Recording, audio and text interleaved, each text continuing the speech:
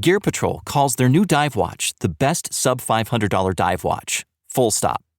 Men's Health rated them as the most stylish solar watch in the game. Who are we talking about? It's Movement. They're leveling up your gift giving with the sleekest watches you can buy and the biggest deals of the season. From their innovative ceramic materials to sexy automatic divers, from ultra-thin dress watches to solar-powered statement pieces, and everything in between, Movement is making sure you're the good gifter this year for your family, your friends, or for yourself. And now you can take advantage of 30 to 50% off Movement's California clean watches, jewelry, and accessories to get them a gift they'll never forget. With fast, free shipping and returns and amazing bang for your buck, Movement makes for a relaxed shopping experience. And with one-size-fits-all watches, it's an easy, elegant gifting experience too. Shop 30 to 50% off now at mvmt.com. That's mvmt.com.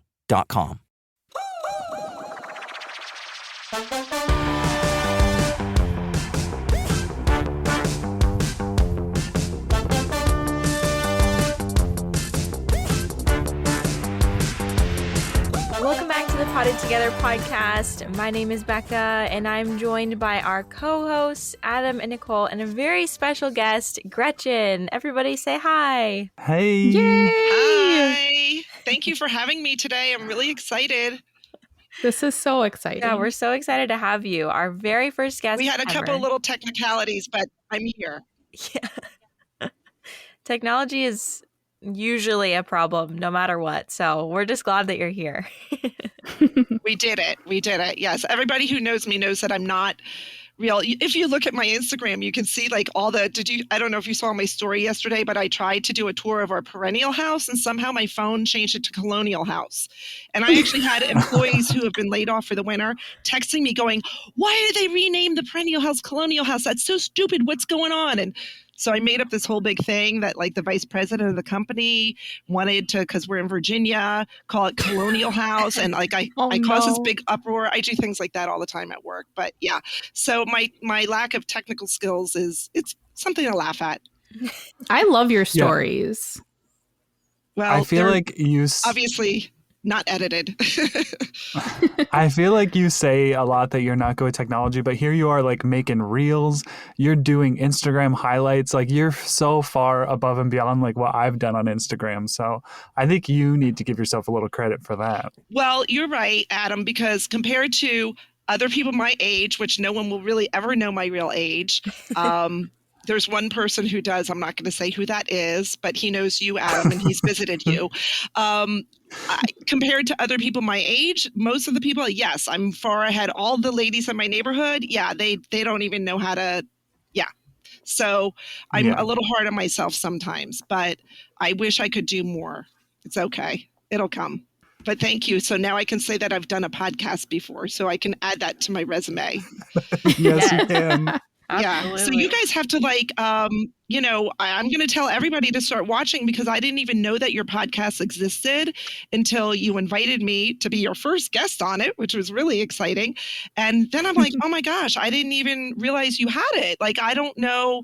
I guess you must advertise it a lot on YouTube and I'm not really in the YouTube universe. So I'm sorry if you had advertised it on Instagram. I wasn't aware of it. And then I found your whole Instagram site for your podcast, and then I listened to all your podcasts. It was awesome.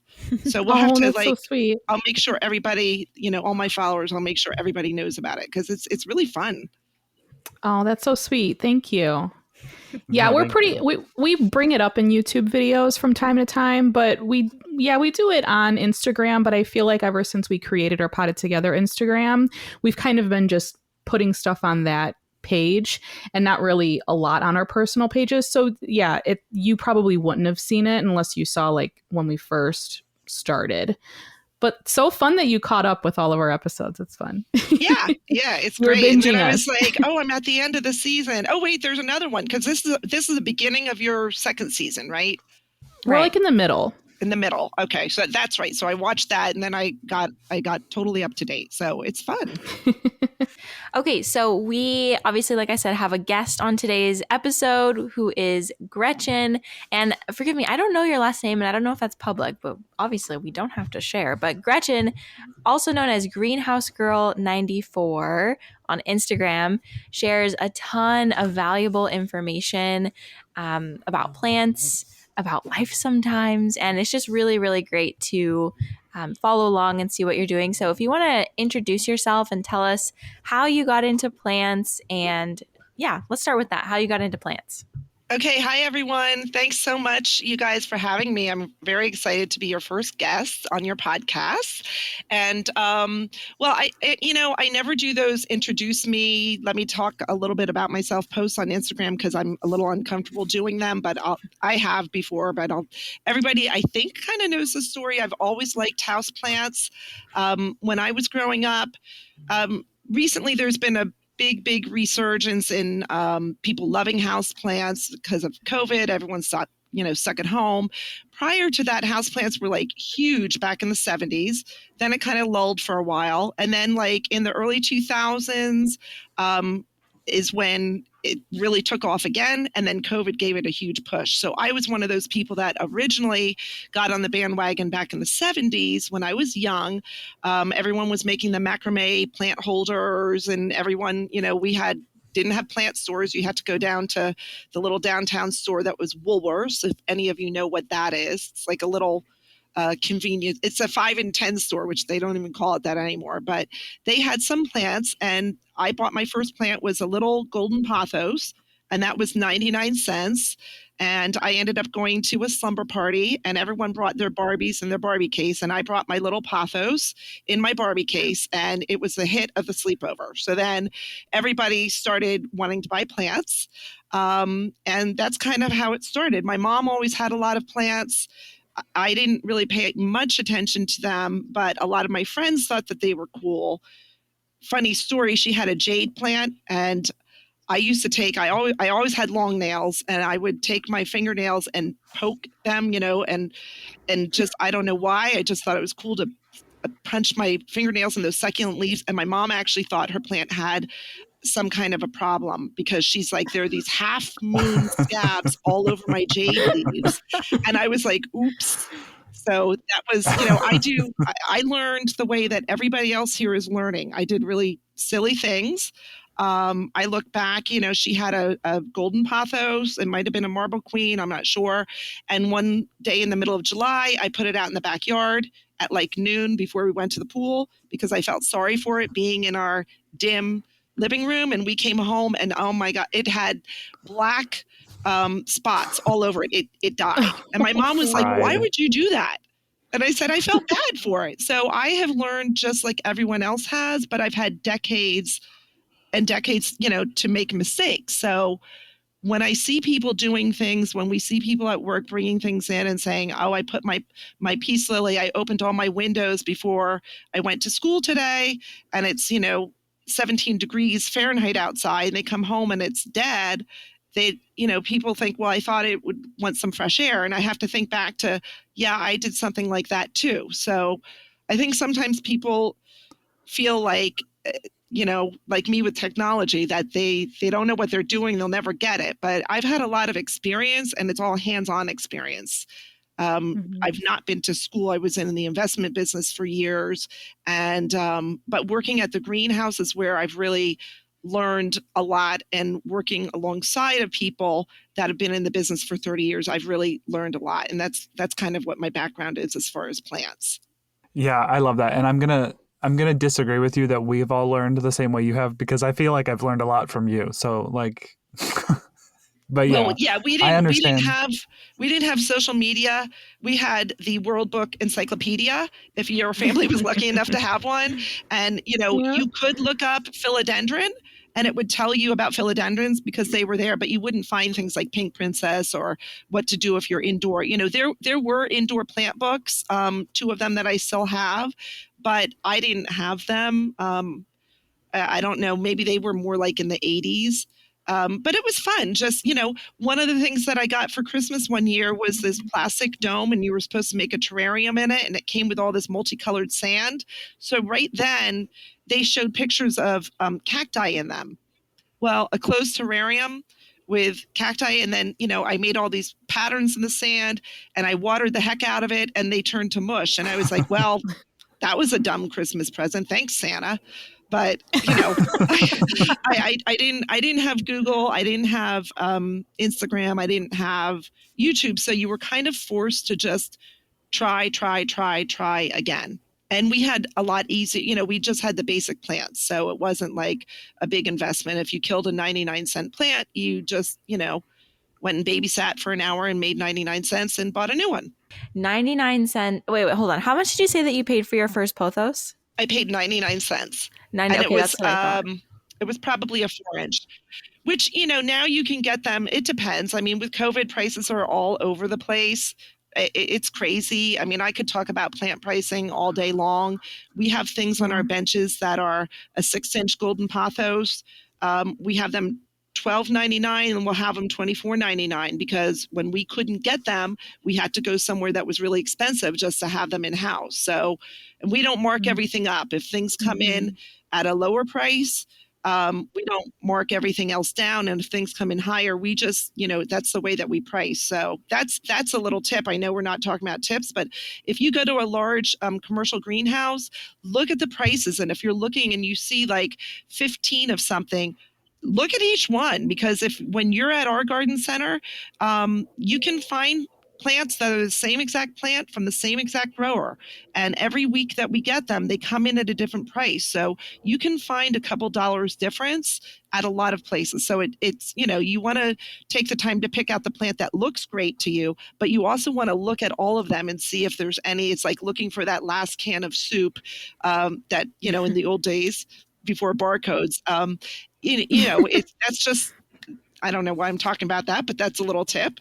Look at the prices. I didn't know that. Prices are going I didn't know up. anything about that. Yeah, I didn't either.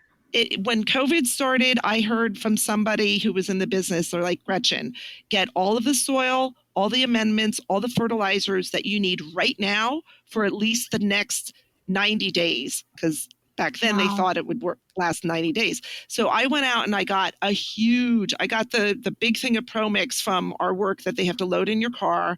I loaded up on that, and I think I put on my story.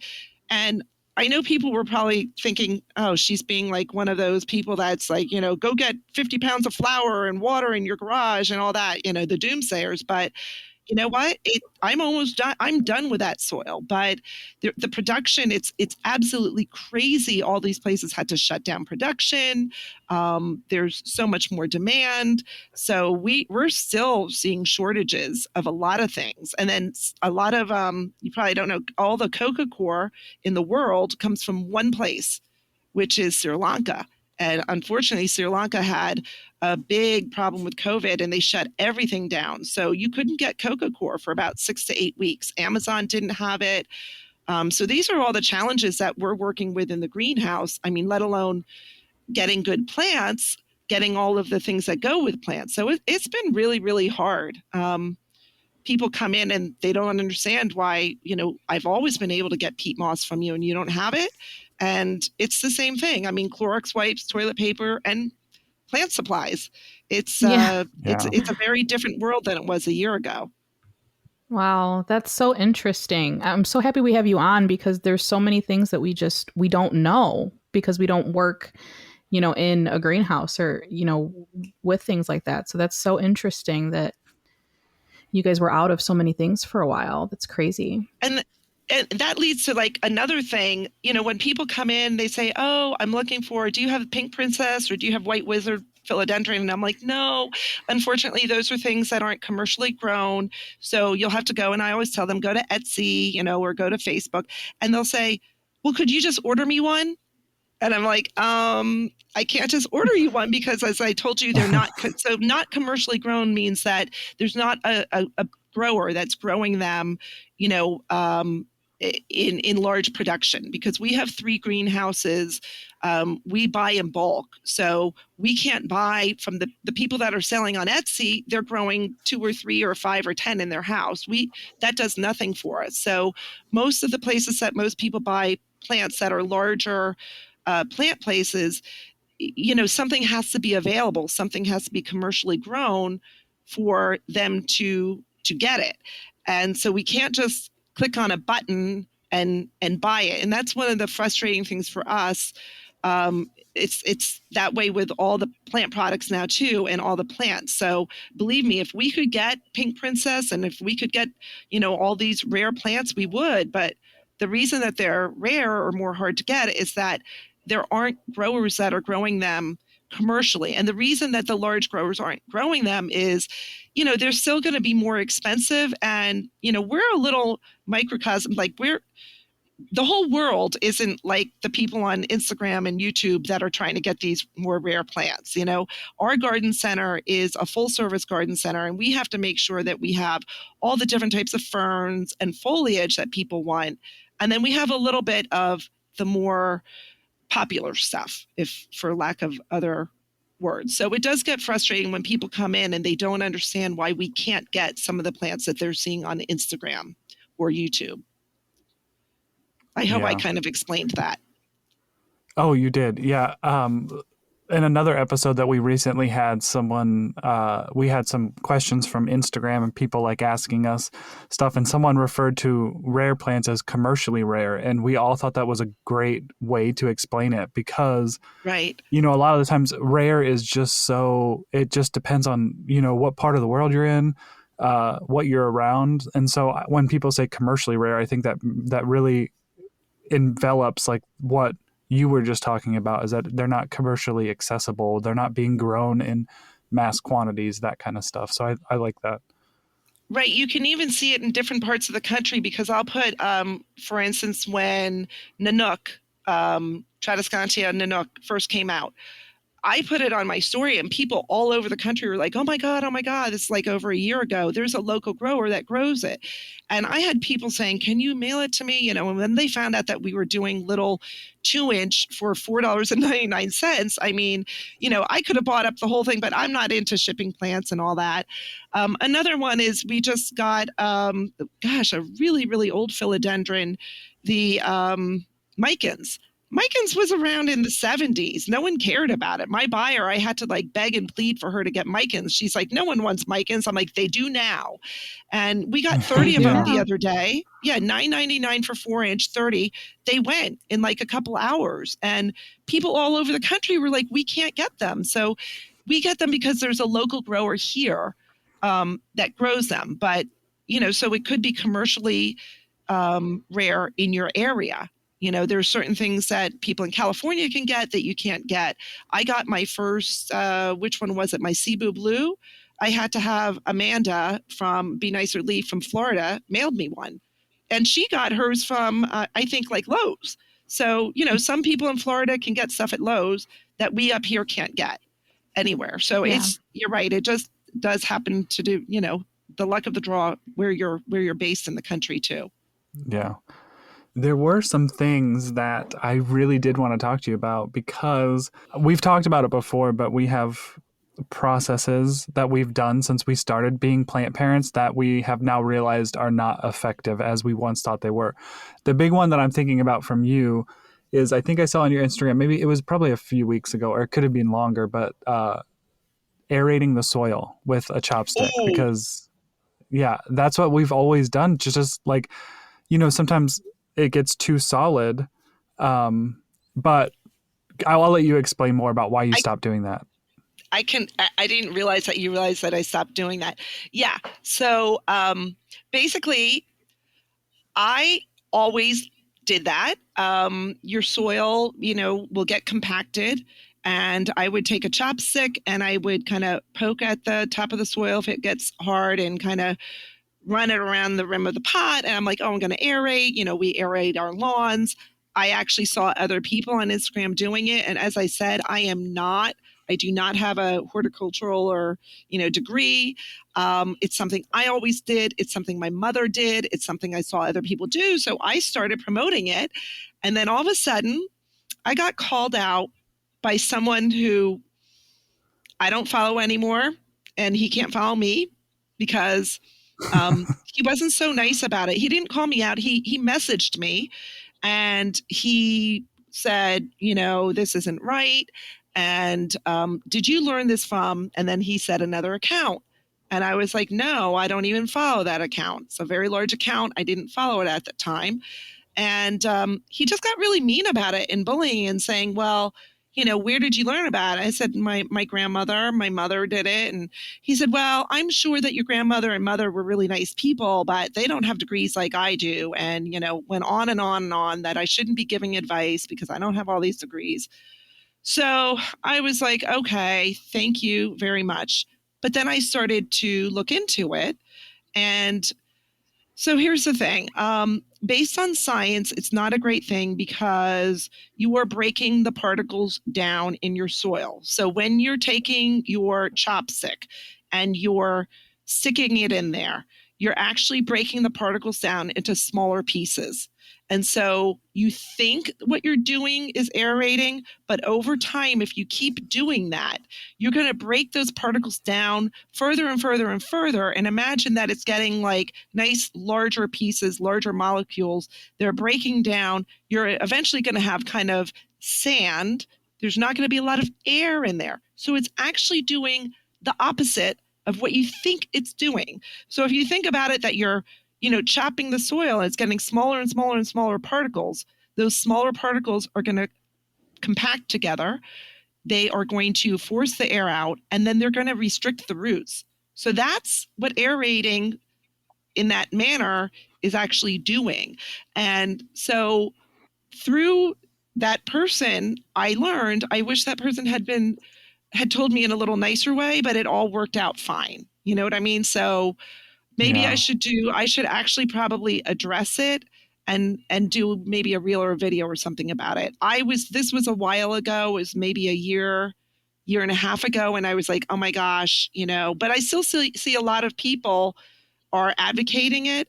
I'm the type of person, if I see someone saying something on YouTube or Instagram that I don't agree with, I just don't say anything. If it's something really, really, really wrong, I might message them and tell them nicely, but I'm not the plant police. So, but that was a really good learning experience for me.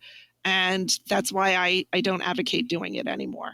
A lot of what I've learned over the 4 years I've worked in the greenhouse. So I think a lot of people know we have a plant clinic at our garden center, and that's where you can bring your plant in, whether you bought it from us or not. And they have people there, and the people that work at the plant clinic all have degrees, biology or horticulture or whatever, multiple degrees where there's microscopes, and they can diagnose issues. So what happens is people will come into the greenhouse, and then I say, well, let's go to the plant clinic. And instead of just dumping them there and leaving, what I would do when I first started is I would wait and watch and say, oh, what are you recommending? Oh, can I look in the microscope? So it's been 4 years of that. I've seen a lot of issues that I wouldn't see at home. I had never had thrips in my house. And so I got to know what thrip damage looks like in person on a live leaf sample underneath a microscope. I got to see scale, which I was like, oh my gosh, I'm never going to pick off scale again. Because let me tell you, scale looks like a little barnacle and you're like, I'm going to pick it off my thumbnail. No big deal. I would pick off scale all day long from plants in the greenhouse because we have plants that come in and, we have to treat them. And then when I looked under the microscope, they're so disgusting. Don't tell me. Don't tell me. I literally So you can take a probe, which is like a little wood stick, with a needle on it. And if you poke them, this black stuff comes out and you can see the little babies swarming around them. I'm like, that's all underneath my fingernails. Yeah. Oh, God. But you learn things over time. I have learned things, and those are things that I wouldn't have known. Now, here's the thing. If I went to 4-year degree of school to learn all that, I would learn it, but I would learn it in a different way. A lot of times it's not as hands-on. So I'll see things and know what they are and know what's happening. And I'll say, oh, this is what's happening. This is chlorosis. You need iron. But if I had gotten a degree, I might know why that's happening. I don't really need to know the why. You just need to know, what's going on and how to cure it. With a degree, you would know, and it's probably happening because of this or that. And I'm not discounting at all a degree. I'm saying a degree would be fabulous. I just don't have one. But over time, through experience and hands-on and working with people that are educated, that's kind of how I've learned. I'm like a sponge. So it would be the same thing as somebody who maybe, I mean, I don't know. What do you need a degree for? I'm thinking building. So you like an apprentice. If you're an apprentice for something, you're learning by doing.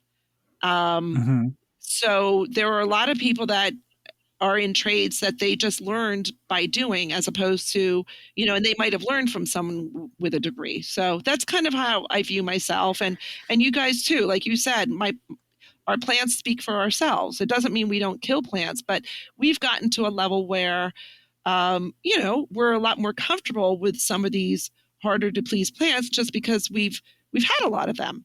Yeah, I think me and Adam, like Adam does videography and he knows photography, and I'm a wedding photographer, and I've never taken any professional, like I've never went to school for photography. I don't have a degree in it. So that's one of those things that's definitely hands-on. You learn as you go. So that's kind of what when you were telling the story about being in the greenhouse and like learning all these things from botanists or whatever, it's kind of the same thing. It's like the hands-on experience is going to teach you so much more than taking a class online or going to, and not to downgrade it, obviously. Yeah. But it's, the hands-on experience is just something that I feel everybody needs in order to continue your education. And then speaking of like photography and videography and things, I get people all the time say, Gretchen, make a video on this, or Gretchen, make a video on that. And I don't think people understand, like, making videos is not my thing. I still, sometimes I actually cry when I can't figure out how to use the apps that I have. I feel really dumb sometimes. And I think people see the product that I put out and they think, oh, she can do that. Why aren't you doing YouTube? Why aren't you doing, and, I've had people tell me, hey, that photo you posted was blurry. I'm like, okay, well, I don't know what I'm doing. Sometimes I think people think that we're all professionals and everything, and we really aren't. For me, this isn't a business. It's just a fun pastime that's really kind of exploded into something that's taking up a lot of my time. So I feel bad. I would love to make all these videos that people want me to, but my time is limited, and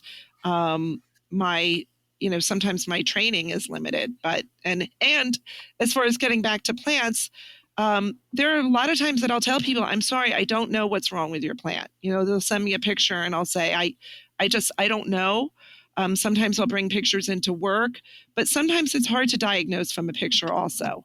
It's difficult. It really you have is. to, sometimes it's like with plant IDs, people will ask me to ID something and I won't know. And then they'll bring it in the greenhouse and right away I'll be like, oh, that's whatever. It's easier to see things in real life, to diagnose and to ID. So that's something I struggle with too. Yeah. Like, what other things have you done that you've now changed your opinion on? Like, are there like maybe like 2 or 3 others that you can think of that you've like, okay, I don't do this anymore and here's why? And that's what I'm kind of curious to know from you. Yes. Well, everyone knows that I'm a huge advocate of always having a hole in your pot. And I can honestly say that I've always planted in a pot with a hole in it. So I feel good about that. However, what I used to do is when I would repot anything, I would always put pea gravel in the bottom of the pot. It was just something that I learned from my mom. And she said, oh, it helps with drainage. And to me, it just made sense. Like, oh, well, okay, my mom says to put it in there and it's going to help. I hear people come in all the time and say, oh, I plant in pots without a drainage hole and I add rocks in the bottom and that helps with drainage. And how does that help drain? Draining means the water is leaving. And so all that's doing is making an inch or so at the bottom of the pot where there's water. And actually, it's worse than not using any rocks in a non-draining pot because you're raising the level of the water closer to the roots. And so when the water will soak to the bottom of the pot. So as you guys know, the soil is always more moist at the bottom of the pot. So when you're putting rocks in, you're creating a false bottom that's raising the bottom of the pot closer to the roots. So you're keeping the roots moist for longer. So it's not even doing nothing. It's actually harming your plants. So if you're going to, I don't tell you to plant in a pot with no drainage, but if you are, don't put rocks in it. It makes it worse. But so what I would always do is put rocks in the bottom of the pot when I would repot. And there's a woman that does seminars at our garden center. And it was a busy Sunday. Her seminar was over, and all these people came down because they have them in the classroom upstairs and said, oh, I'm going to throw away all my pea gravel. I don't need it because this person, says you don't need to do that. And I thought, well, who would be saying that? And I remember saying to people, I always put rocks. I can't imagine planting without rocks at the bottom. And yeah, when I started doing repots and when I started potting up is when you have a plant at a greenhouse that comes in as a 4-inch, or let's say a 3-inch or 4-inch pot, and it sits there for a while and it grows and grows and grows. And all of a sudden it needs to be put in a bigger pot. So we pot it up and then we price it up accordingly to what a 6-inch. So I had to do all of these potting ups. And I remember my manager coming over going, gosh, these are really heavy. And she realized I put stone in them. She's like, we don't do that. I'm like, she's like, no. I mean, we didn't really get any training. I'm like, okay. I'm like, oh my gosh, there's a lot of plants out there on the benches that have stones in the bottom. So I didn't know, And so recently I was doing a repotting video at my house, and it was one of my own plants, and out came all the stone. And so if you've put stone in the bottom of your pots and you've had the plant in there for a while, when you take it out, not only does it cause issues with, raising the water table, the water level up closer to the roots and keeping your roots more moist than you want them to. But the roots will actually, roots can, if they bump into another root or if they, hit compacted soil, they'll figure it out. But if they're hitting into rocks and then they're growing around rocks, I've repotted things for customers where it looks like it's the root ball, and then you start losing the roots and all these rocks come out. It's like a stomach full of rocks, and so that's not good. So that's one thing that I had to learn. And I was very, very resistant I was really afraid to plant and pot without stone in it. And so if anyone listening feels the same way, you know what? Just do it. It'll be okay. And over time, you'll see your plants you'll get it. Like for me, it was an aha thing. Like, wow, I don't know if the people that make pea gravel invented that you have to do that. I used to buy big 50-pound bags of it. I really would. So no, I don't put stone in the bottom of my pots anymore. The other thing that I loved my mister, and I'm doing a video on this. You'll see it next week. But you see people dancing around with their mister bottle and misting all their plants. They might be wearing, their bikini and their hair's all done. They're all happy spraying their plants. Woohoo! Yeah. And I used to do that too. Ooh, look at me running around, but it does nothing for humidity. So I used to do that. And the other thing is did you used to do that? Did you used to do that in your bikini too? Oh, okay. No, I was going to say bikini involved. You know what? But I might be doing that for there might be a little bit of that in the reel that I'm doing. No, I'm not going to be wearing a bikini. Mr. Greenhouse going to be wearing a bikini? Maybe I should get him to do it. He has a better bikini body than I do right now. No. So anyway, and he doesn't wear boxers, so. We're in his closet. Should I show you what he wears? Hot tip. I'm kidding. Literally. So, but anyway, it took Adam a while for that one. No. But so I used to run around. So, but getting back to the misting, it can actually, this is another thing that not only is it's not increasing humidity, okay, but it actually can be damaging because if you're misting all of your tropical plants and they don't want a lot of water sitting on them. And if you don't have as much light as they want, it's cooler, darker, you're maybe doing it every night when you get home from work, that can lead to some problems. I was talking with Gabriella Plants with, oh my gosh, what is his Shane. name? Shane. Shane, thank you. Sorry, Shane. I was asking Shane from Gabrielle Plants one time. I said, I'm getting a lot of people that are messaging me and they're getting, some really bad issues with their pink princesses and fungal issues. And, are they prone to, because you can use a copper fungicide to get rid of them. But I'm seeing a lot of people getting them. And he said, well, you know what's happening, Gretchen? We're getting a lot of the same questions. And, we're in Florida. We have high humidity. We grow these in greenhouses. We grow them outdoor with shade cloth, however they grow them. We have good humidity. People are confusing and they're thinking that they need high humidity for those leaves to not stick when they're unrolling. So they're just like spraying their plants over and over and over every day. And that can cause, fungal issues. So you don't want to be doing that. And that's something that I did used to think spraying it around. Now, I do use the mister for a lot of different things. That's what my video is going to be about, but I don't use it. It's not going to raise the humidity in your house by running around. The other thing is you'll see some of these things that they're advertising these days, these little things that spray, unless you have like gallons and gallons and gallons of high output humidifier. A little spraying thing sitting on your counter is not, I've tried it. Believe me, I've tried it and I've had my little humidity measure. It doesn't work. So it's kind of wasting time and it can actually be a little detrimental. So just from me following you, because I love to follow you on Instagram, it seems like your biggest proponent for increasing humidity is pebble trays. So would you say that that's probably what aside from having a humidifier that's big enough for your space, like is pebble trays your next option to suggest to folks? My house is large and it has really high ceilings. It has a very open floor plan. So like, let's say that I wanted to use, which I do, but put a separate humidifier in my family room, which is like a great room. It's 20-foot high ceilings and there's no way to close it off. There's no doors. And those it's gorgeous open windows to the rest of the house. But the problem is, if you put a humidifier in a little bedroom or the closet I'm in, you're going to get up to 70% really fast.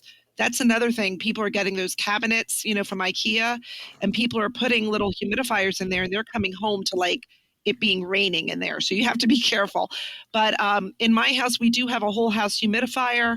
I would love to set it to 70%, but my family would hate it. Posters start like peeling off the wall. My hair looks bad.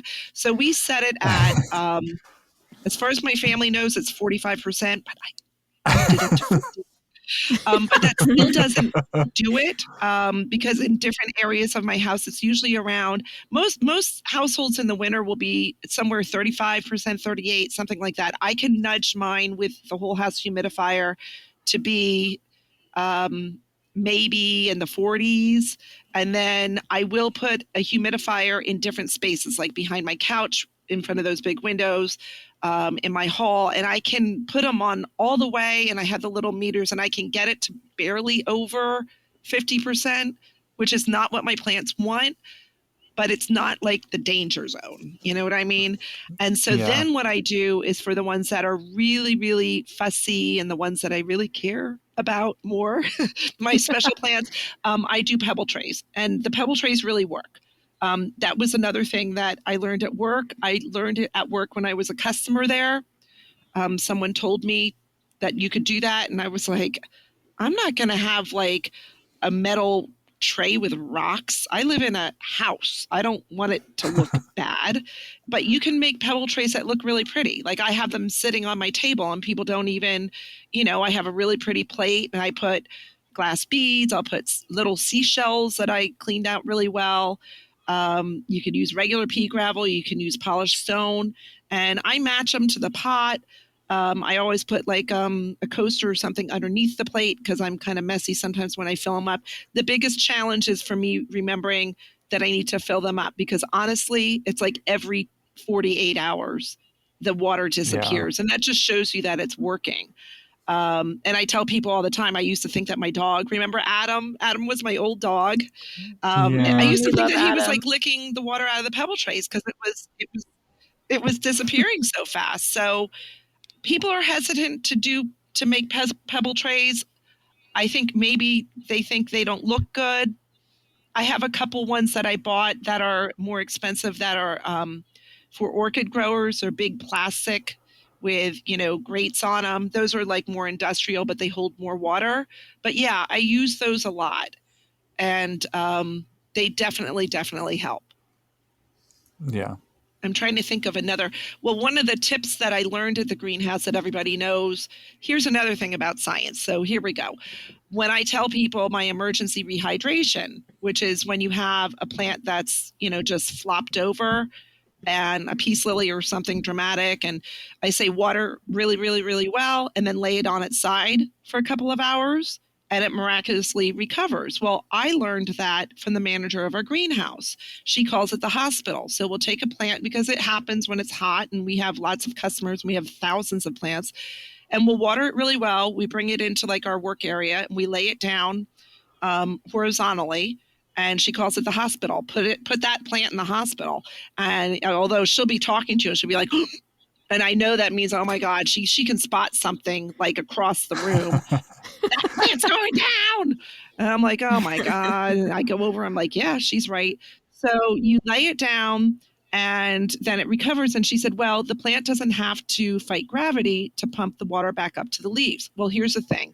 So that's my big tip. Everyone loves it, right? But then I get people messaging me saying, that's wrong because that's gravity has nothing to do with the delivery of water to the leaves. We all know the action, how it works. Okay.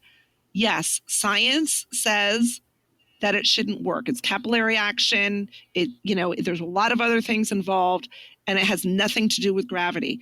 Well, I don't know what to say because it does work. It's worked. So again, I don't have the degree behind me, and I know some people have messaged me and when you message someone, if you want to message, first of all, if you want to tell someone that they're wrong, don't put it on a comment out there. I'll leave the comments so people can see that there's some people that are just not that great, but some people can get really offended by them. But you can message them and let them know. But if you're going to message them, don't be so antagonistic. So people would say, this is wrong, take it down. And I'm like, you know what? Have you tried it? And then guess what? Yeah. They never respond back. So I don't know. Yeah. So anyone who's listening to this, it works for me. If it doesn't work for you and you don't like it, you don't have to advocate it. You don't have to do it. Yeah. Yeah. But that was a tip that I learned that I use all the time because I'm always behind on my watering.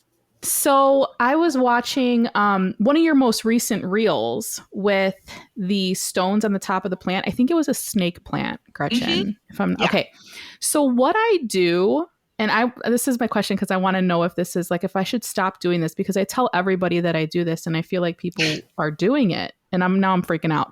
So I put lava stone, which is, I think it's Bonsai Jack's lava stone, I use on top of my soil to help with fungus gnats. And I swear on everything I love, it works. But I don't know if now, because of your video that I just recently saw, I don't know if now that I'm keeping that top layer of soil way too moist. The lava stone is very, very tiny. It's not like those thick rocks that were in your video. So I feel like when I water it, it shoots straight down to the bottom of the plant. And I use Becca's soil, De La Tank soil. So it's really well draining. But I saw that and I was like, oh, shoot, I never thought about that. So I'm really curious to see what you have to say about that. Okay, great question. Well, number one, if it's working for you and your plants are happy, then go ahead and continue doing it. Like you said, there are different types of rocks. So I did an IGTV video a long time ago. Oh my God, don't even look through my thing looking for it because it's really low quality. It's so bad. And it went on and on forever, but it was on top dressing. And top dressing is when you take something and you put it across the top of the soil. And I was like, top dressing, should you or shouldn't you? So what you're talking about using the lava rock's going to be a lot more porous than those really huge, large river rocks. So that's number Okay. one. Number two, but I'm still not saying that it's something I would do. But Okay. but the lava rocks. So, and then I think you said that you use them from like a bonsai supply. Bonsai Jack, yeah. So Bonsai Jack. So it's right. within the art of bonsai, bonsai plants are potted in very shallow pots. Okay. Mm-hmm. And that's because you want to keep the roots, you're basically keeping them small. You don't want to give them a lot of room to grow. You want to keep the plant dwarf. So there's not a lot of soil in there. And that soil is going to dry out so incredibly fast. Okay. So there are certain types of plants that you might be bonsaiing that don't want to have any dryness or only want to have a little bit of dryness. So in bonsai especially, it is common to top dress your soil because you're trying to keep that soil moist for a little bit longer. When you get into larger plants that are in deeper pots and you're getting into plants that maybe want to experience a little bit more dryness in the roots between watering, putting a top dressing on top of the soil will definitely slow down. You're putting a layer. So normally the water's in the soil, and because of the heat and, and light, it's going to dry out and your water is going to evaporate. And that's what you want. Of course, it comes out the bottom of the pot, but it also evaporates from the top. Right. And as I said before, your top of your soil is going to dry before the bottom of your soil. So if you're putting a barrier on top of your soil, it's going to take your soil longer to dry out. That doesn't mean, your plant might be fine with that. Some plants might not like that. And the problem is when people start putting, there's people that will put just really large river rocks, or they'll put mulch because they see that you mulch trees outside. Mulching trees outside, that's a whole other subject. But, when you go down like a neighborhood and you see the trees that are, have the big, nice piles of mulch. They look so good. All of the landscapers are doing it. We call those mulch volcanoes. They're deadly to the tree because the tree trunks are like skin. It's like so you don't, when you mulch, you want to have a little bit of space between the mulch and where the trunk meets the soil. So the same thing with your plants. So if you are going to top dress, if you want to top dress for aesthetic reasons, you want to use something that's a little bit more porous, and you want to not make a complete coating. Now, that being said, for the fungus gnats, we get a lot of amaryllis and other different flowering plants and plants from local growers who regularly will put sand, like the regular sand. And that's going to keep those gnats. It's going to keep the larvae when they they can't come up. That's a way that a lot of people like to fight the gnats. The only thing is it makes a really big mess when you water. All that sand all around. I used to use sand. I would use white sand. That was my thing. Right. And it really worked, like better than the lava stone for fungus gnat purposes. But I even recently did a YouTube video that I posted yesterday.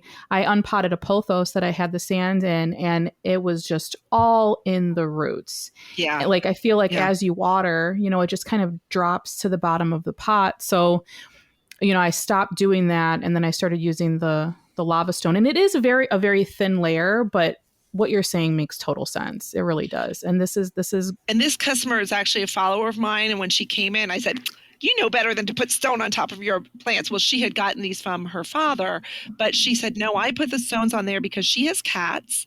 And her cats like to go and play in the soil. So the only way that she could keep her cats from digging up the soil and making a mess is by putting these large stones on it, which I said to her, I said, that's fine. Your plant's okay. I'm going to take the stones off, and I put them in a bucket. Oh gosh, she's picking her plant up today. I hope they remember to give her stones. But anyway, and I said, you can put them on. I mean, they're big. Maybe she could put, I suggested maybe not putting so many stones. I don't know what the mentality of cats are. They're smart. If you don't put as many stones, they will figure out how to dig in between those stones. So, she said she was going to maybe try, maybe the cat They're smart though. Won't realize that the stones aren't there. But there are different reasons that people do it. But I have seen people. So here's another thing from the greenhouse. Plants come in from all different growers. Different growers, just like all of us, we use different soil, we use different amendments. Different growers use different things. So a lot of these plants that come from, so plants come in from Hawaii. And a lot of them, the orchids that come in from Hawaii, a lot Yeah, of I've the seen you do the unboxing of the orchids, and they're just so beautiful. And a lot of them will have like lava rock on the top. There's certain palms that come in only from Hawaii, and they'll have, and certain Dracaena that we get that are grown in Hawaii. They have a big sticker on them, right? Grown in Hawaii. And they'll have like, a top layer, or it looks like a lot of the soil will have this gorgeous black lava rock in it. And when I first unpotted, gosh, why can't I think of what type of palm? Maybe a rapist lady palm, I think. Maybe we get those ones from Hawaii. And I said to my manager, I don't have, this soil has, this lava rock in it. Does this plant need the lava rock? And she's like, no, they use what they have. Just like here in Northern Virginia, we have hardwood trees. And so everyone around here mulches outside with hardwood mulch. If you go down to the Carolinas, all of a sudden you see everyone using pine needles. And it's like, why are they mulching with pine needles and we're using hardwood mulch? Well, guess what? There's a lot of pine trees down in the Carolinas, and that's what they have. You go to Hawaii. What are they mulching with outside? Lava rock, because that's what they have. So just because a grower uses something doesn't mean that you have to do that. It's just that's what's available to them. So, and I don't even remember what this whole thread was about. What was I trying to get at? Just saying that different things work with for different people. So it doesn't mean that just because I do it a certain way, you need to. But for the most part, I don't advocate top dressing. Oh, that's what I was talking about. So a lot of people will message me when I say, I put that video out a long time ago, and they're like, well, I've always put, I thought you were supposed to. Or we'll have people coming into the greenhouse and we sell polished stone, and they'll be buying, bags of $12 polished stone. I say, are you doing a terrarium? What are you doing? Oh, no, I'm just going to put it on the top of my soil. And I say, why? And they go, I like the way it looks. I've seen other people do it. And then I just nicely try to say, well, that's not really the best thing for your plant. If it's what you like to do, that's fine. But I always try to educate people and let them know it's really not the best thing for your soil. Using, some sand or, for the fungus gnats, or like you said, the lava rock is at least, that's a little bit better. It's more porous, but I just did a whole thing on the gnats, and I guess people get really bad. I don't have an issue with them, but someone sent me a video and like it was a cloud. Like I didn't realize until someone sent me that video. Like we'll get plants in the greenhouse and we'll water them. You see a couple gnats, and honestly in the greenhouse, because we can't use chemicals, we'll just spray them with like soapy water. I mean, that's what greenhouses do. There's a lot of things that we do in the greenhouse that I wouldn't tell people about because I wouldn't want them to do that at home. But like, you know what I mean? Like we know the little tips and things that if you do them wrong, it could be worse for your plant. But we'll see occasional gnats, but we don't see like what I saw when someone sent me a video that it was a whole cloud. And she's like, it's all over. Like if you're on my couch, like they're all over. Oh my so goodness. It can be pretty bad, right? Yeah, that's horrible. Adam, have you noticed a difference because you're in a more, Adam, you don't have a high humidity, right? No, or do you? I don't. Am I wrong? No. Yeah. So you probably, your plants dry out much quicker. Have you noticed any difference, like where you live now, with any issues like that, I'm wondering, or? No, but I switched a majority of my plants to leca when I got to Arizona because of having so many issues with things like needing water constantly because it is so dry here. So I can't say if it's the environment or my potting medium and stuff. So. But yeah, I forgot about that. But I told people really the way that I tell people to get rid of them, which is what we tell people at work, is, you got to use something for the soil, either systemic or you could use the mosquito bits. And then at the same time, use the sticky traps and do it for like you're supposed to do it for like 20 days. I tell people do it for a month, because people take the sticky traps down when they stop seeing the gnats in them. But then because of the life cycle of then the new ones will be born, and then you're just getting trapped and trapped. If you can do the two in combination, get rid of the larvae in the soil and get rid of the females, the bad females. The males just annoy you, the females annoy you, and they lay eggs. So if you can, use the sticky traps to get rid of them, after a month, you'll be good. But it just takes it takes patience and it takes persistence. Becca, since you moved to Missouri from Arizona, have you noticed like an uptick in fungus gnats because of the added humidity? Honestly, not so much yet. I mean, when I got here, humidity was like going down. So, and like throughout the winter, you're going to cringe, Gretchen. My house has been at like 15% humidity, which is not even healthy for humans. So it's been really difficult to keep humidity higher with using our wood stove and everything. But I did have a little bit of a fungus gnat outbreak, but I don't think it was due to humidity. I think it was just the season for it, maybe like new plants coming in. But yeah, I've been able to, even in Tucson, I didn't get them that much after I knew what not to do. Like when I stopped keeping the soil moist, they kind of went away and it wasn't really a thing. So it's a new adventure to see what that'll look like here with high humidity, because the house will probably get to like 70. And if I can add, I don't want people watching and be like, oh, wow, I live in a really humid environment, so I got to be careful gnats. It's not a humidity is going to affect it, because if your air is very humid, your soil isn't going to dry out as quickly.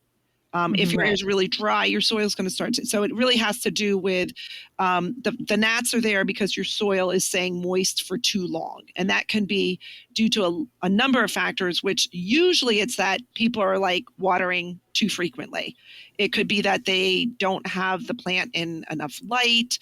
It's really cold, all these different things. The humidity is low. So it could be lower humidity is going to mean that your soil is going to dry out quicker. But it's, basically you got to really, that's another thing. When it's a hard thing to learn how to water, that's one of the hardest things in the world, I think, for new plant people.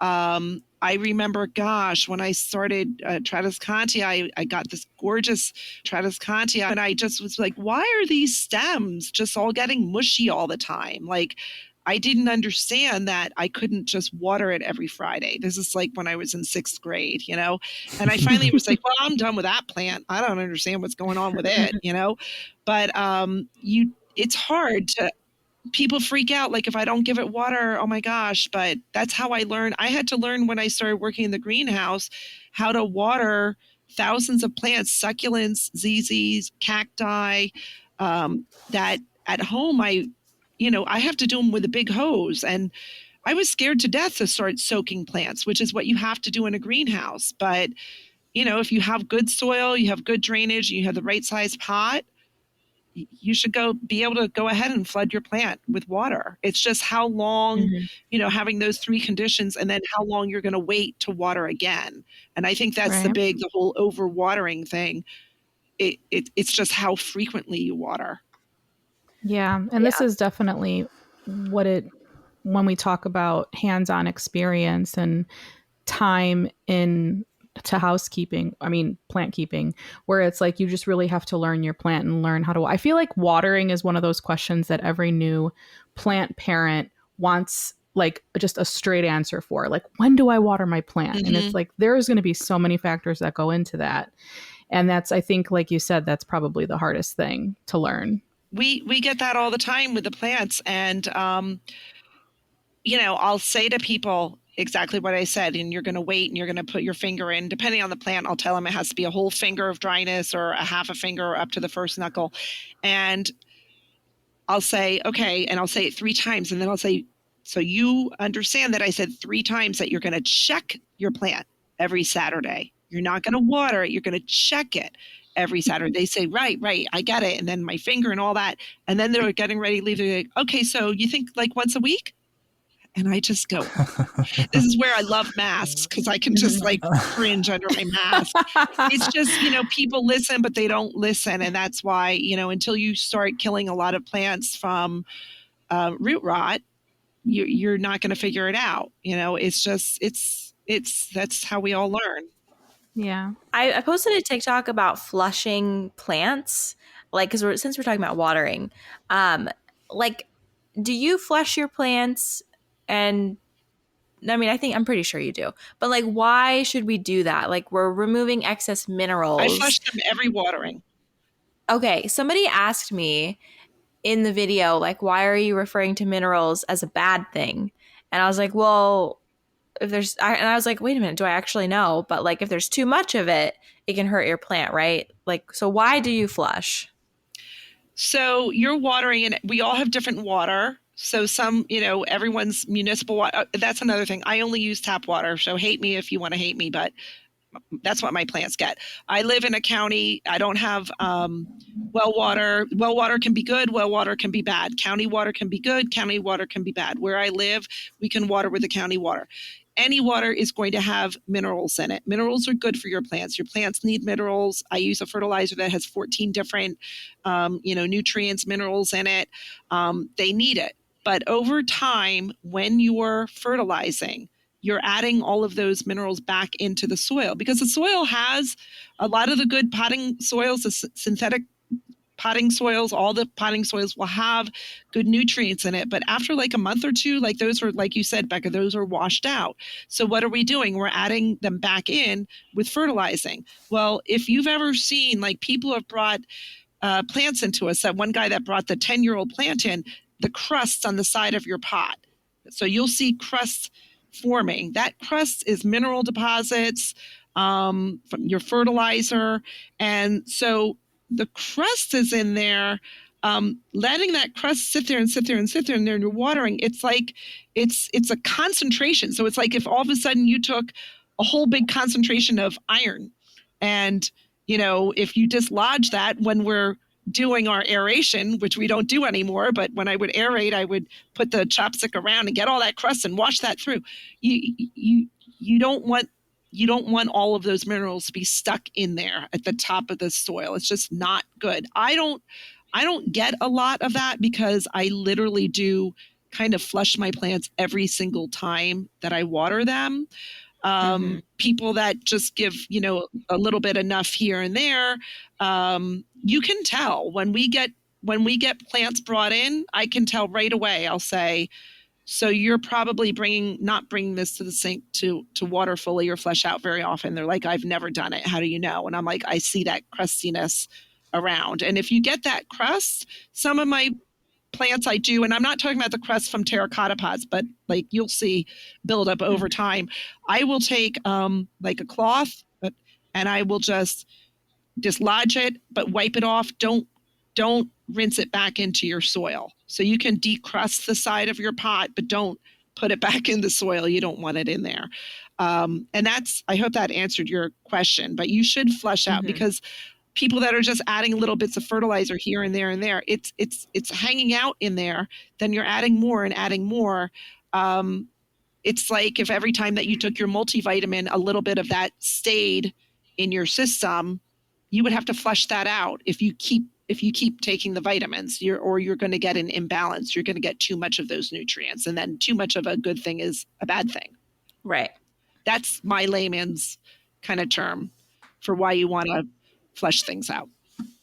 And then the people say, well, I just won't use fertilizer. But that's, you want to use fertilizer for the reasons that I told you. In nature, your plants, all the things that grow, down in Florida, down in the Central America, there's larger leaves above the canopy. They're dropping down. There's all kinds of there's bird poop. There's, all that natural stuff is happening as natural fertilizer. That's why you need fertilizer indoors. You really need it. People, when I talk about fertilizer, they're like, you should be doing the banana peels. I'm like, if I do banana peels, I'm getting potassium, but I'm also getting fungus gnats. That's just how I feel. Yeah. Yeah. Cool. All right. Well, Gretchen, it has been so wonderful having you on the podcast today.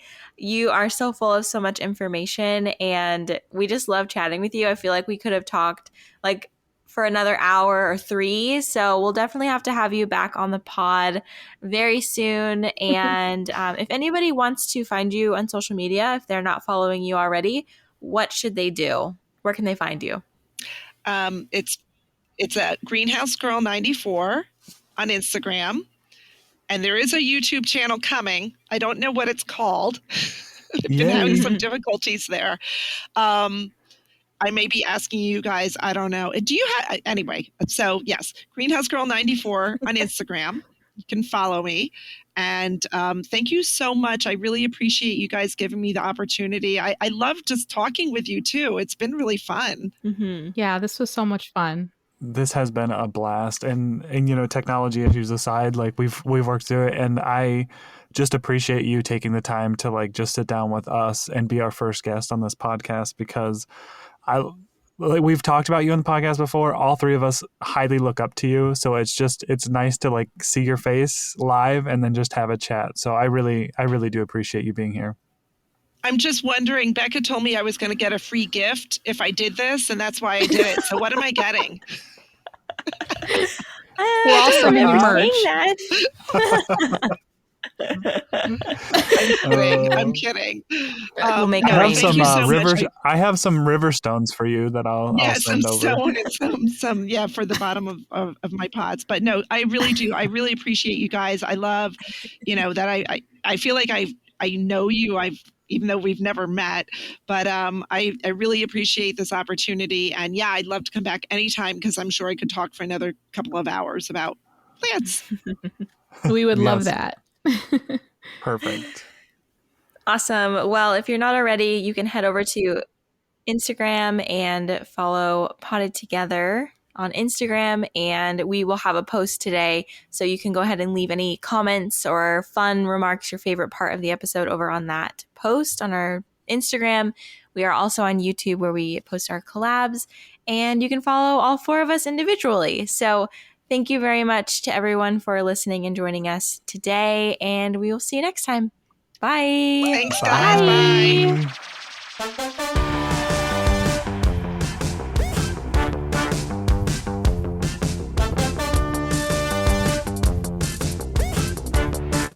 Gear Patrol calls their new dive watch the best sub-$500 dive watch. Full stop.